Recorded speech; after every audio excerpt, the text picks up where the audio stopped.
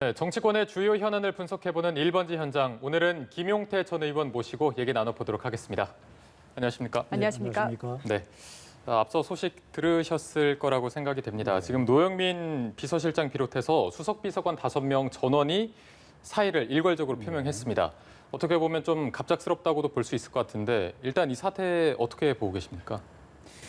무언가 이제 잘못했으니까 사퇴했겠죠. 근데 무엇을 잘못했다고는 얘기를 안 했더라고요. 네, 종합적으로 책임을 지겠다. 이런 그래도 입장이죠. 지금 한간에서 얘기하듯이 다음에 이 방송에서도 우리 평론가 두 분께서 말씀하듯이 이 부동산 두 채 가진 거 제대로 팔지 않아가지고 국민들 여론 나빠졌다. 대통령한테 그래도 누가 됐다. 이래서 물러났다라고 다들 이제 분석하시는 것 같아요. 만약에 그 분석이 맞다면 정말 청와대 창피한 노릇이죠. 비서실장이 다음에 대통령을 보좌하는 가장 중요한 수석 보좌관들이 집 두 채 갖고 한 채 못 팔아가지고 그것 때문에 물러났다? 야, 이건 정말 국민들 가슴 더 억장 무너지게 하는 일이에요. 저 정도 수준의 사람들이 과연 대통령을 보좌하고 국정을 이끌어 왔구나. 이걸 자인하는 꼴밖에 안 돼요. 저는 오히려 무언가 다른 게 있지 않을까 이렇게 생각도 해봅니다. 왜냐하면 제가 말씀드린 이 이유라면 너무나 황당한 얘기거든요. 저는 오히려 이렇게 부동산 이 두 채 가졌던 사람들이 사퇴하는 모습을 보여줌으로써 오히려 청와대가 이제 거꾸로 주도권을 쥐고 자 이제 민주당 안에 두 채 가지 의원들 집 다 팔아라. 다음에 이 정부의 이 소위 고위직에 있는 모든 사람들 두 채 팔아라 라고 하는 강력한 경고, 시그널이 아닐까라고 생각을 해봅니다. 만약에 이제 그렇게 된다면 이걸 통해서 이제 본인들이 지금 무리하게 밀어붙였고 국민들이 엄청나게 저항하고 있는 부동산 관련한 정책들 우리는 후퇴할 생각 없으니까 앞으로 밀고 나갈 뿐이다. 이제 이것을 수정하거나 방향을 바꾸라는 소리 하지 말라. 오히려 이런 식으로도 밀고 나가지 않을까 그런 걱정도 됩니다. 그 부동산 관련에 대한 책임이냐라는 질문이 실제로 나왔는데 네. 최근 상황에 대한 종합적인 판단이다라는 대답이 나와서 만약에 이제 종합적이라면 이러면 얼마나 좋겠어요. 국민들이 180석 만들어줘서 참으로 감사하고 제대로 한번 이제 국정 끌어가 보겠다. 그런데 여의치 않았다. 예. 사실 원했든 원치 않았던 간에 국회를 일방적으로 원구성하고 밀어붙였던 거.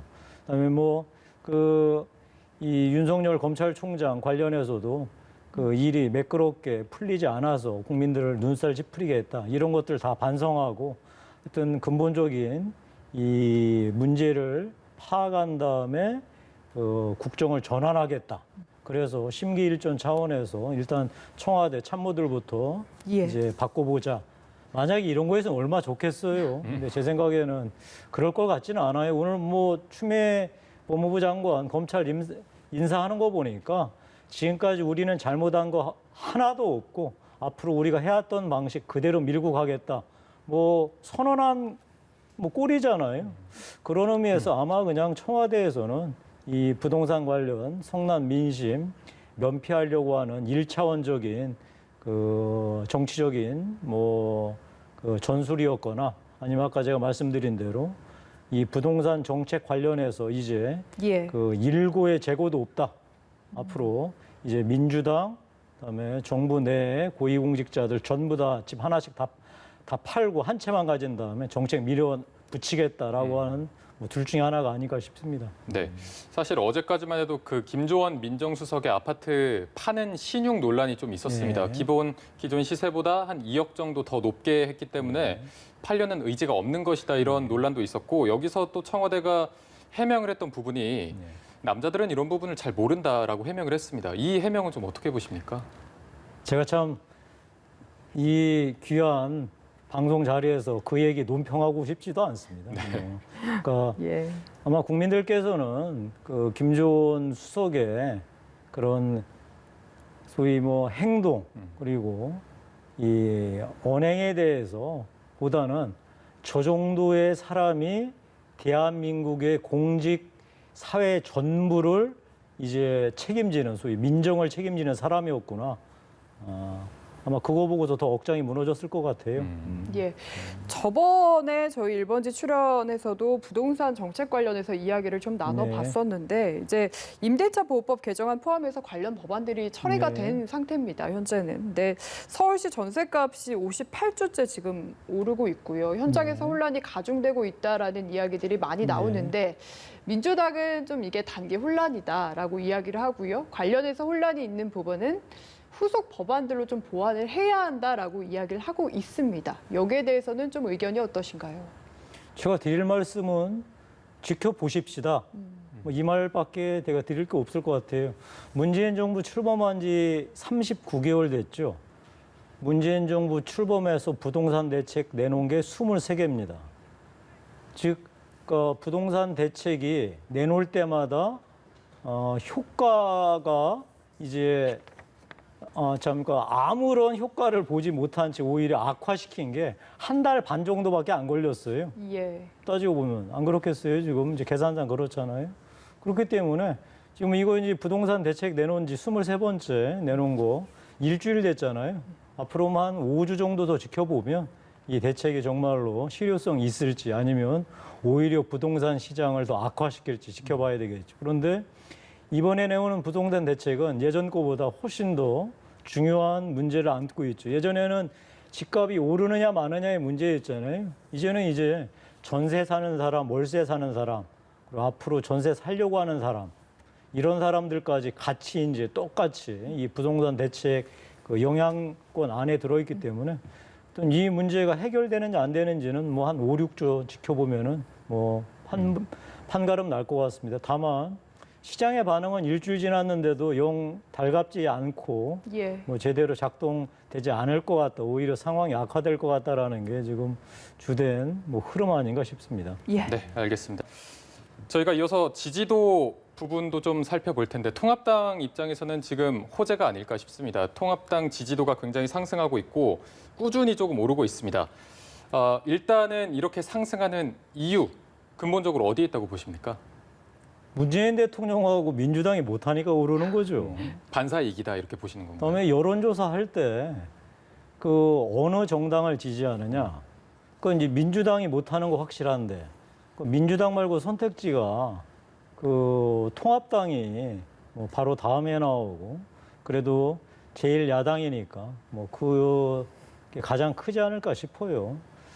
뭐 다음에 두 번째로는 그나마 이제 민주당이 이렇게 일방 독주를 하고 있는데 통합당이 예전하고는 조금 다른 모습을 보이는구나.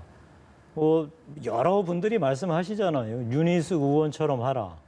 참 그 말 속에 저도 국회의원 뭐 이 통합당 12년 하면서 참 많은 반성을 했습니다. 그러니까 이 설령 상대가 이 틀렸더라도 우리가 그것을 지적하기 위해서는 틀렸다고 소리 지르고 윽박 지를 게 아니라 침착하고 냉정하게 그 논리적으로 설명한 연후에 반드시 대안을 좀 내놨어야 되지 않나. 뭐 예전에 저희가 그랬다, 뭐 안 그랬다고 뭐 얘기하는 거는 뭐 너무 오바인 것 같지만 국민들이 보시기에는 통합당은 그냥 반대만 했던 당 아니냐. 근데 요즘 보니까 하여튼 뭐 여러 가지 어려운 형편이기는 하지만 그래도 예전보다는 뭐 조금 침착하고 냉정하게 그 국민들 그 생각 담아서 얘기하려고 하는 좀 노력이 보인다. 아마 이제 그런 것들이 조금 지지도 영향을 미치지 않았을까 싶습니다. 네. 그러니까 통합당 지지율이 실제로 민주당과 많이 비슷해졌는데, 근데 막상 통합당이 야당 역할을 잘하냐라고 질문을 던졌더니 잘하고 있다라는 답변은 많지 않았거든요. 이건 또 뼈아픈 부분이 아닐까 싶어요. 많지 않은 게 아니라 3배 차이가 나던데 네, 아까 맞습니다. 보니까. 예. 그러니까 야당 역할 못한다는 게 야당 역할 잘하고 20% 있다는 것보다 정도였죠, 뭐 예. 3배 차이 나니까요. 저는 그게 덜도 아닌 저희 통합당의 현실인 것 같아요. 통합당이 뭐 반사 이익을 누리고 있다라고 해도 뭐 할 말 하나도 없을 것 같고 다만 그럼 뭐 어떻게 할 거냐. 그거는 윤희숙 의원이 잘 보여주셨던 것 같아요. 뭐 복잡하지 않고. 그러니까 제가 말씀드린 대로 이제 국민들이 무엇을 힘들어하고 불편해 하시는지 그거에 대해서 이제 정말로 진심으로 공감하고 그것을 서로 이제 같이 아파해주고 힘들어해주는 것만으로도 국민들이 그래도 우리가 우리 생각을 대변해줄 사람들이 있구나라고 느끼지 않겠어요. 그런데 예. 더 하나 필요한 게 있는 것 같습니다. 저도 여기 오늘 이 자리에 오기 전에 어떤 전문가분을 만났는데 예. 통합당은 왜 이번 부동산 대책에서 임대차 3법 대안을 내지 않았느냐 예. 그 말씀을 하시더라고요. 네네. 근데 저도 생각해 보니까 우리 통합당은 임대차 3법 이런 식으로 하면 안 된다라고 얘기는 분명히 했는데 그리고 이렇게 임대차 3법을 진행하면 전세가 소멸하는 시대가 올 것이다라고 얘기는 했는데 네. 그럼 어떻게 하자는 거냐? 지금은 전월세 시장이 정상적이란 말이냐? 생각해 보니까 맞습니다. 그렇게 국민들이 생각하시는 거. 저희로서는 그렇다면 뭐 저쪽이 저렇게 전월세 3법 무리한 3법을 내놨을 때 우리는 그러면 전월세 3법에 대한 이러이러한 법안을 이렇게 내겠다라고 해서 서로 이제 경쟁을 하고 물론 이제 경쟁하더라도 저쪽이 워낙 다수니까 자기들 마음대로 통과가 되겠죠. 예. 하지만 국민들 입장에서는 통합당이 이런 안을 내지 않았느냐. 특히나 제가 말씀드린 대로 한 달이나 두 달 이후에 정말 전월세 시장이 엉망이 돼서 이 임대인뿐만이 아니라 임차인까지 고통을 받는다면 아마도 그때 내놓은 통합당의 안을 다 국민 여러분께서 다시 찾지 않으시겠어요. 예. 뭐 그런 면에서 통합당이 이 부동산 대책 지금 이 민주당의 무리한 입법 때문에 국민들 원성이 자자하지만 이 원성 자자한 거에 우리가 기대지 말고 그럼 우리는 이렇게 하자. 그리고 그 안이 매우 구체적이어야 한다는 지적도 받았습니다. 그냥 시장 원리대로 해야 한다. 부동산. 이렇게 가격을 통제하려고 하는 이런 방식 안 된다라고 하는 말 갖고는 안 된다. 그럼 부동산 이 3법에 대해서 각각 법에 대해서는 당신들의 대안은 뭐냐? 정확하게 얘기를 하라.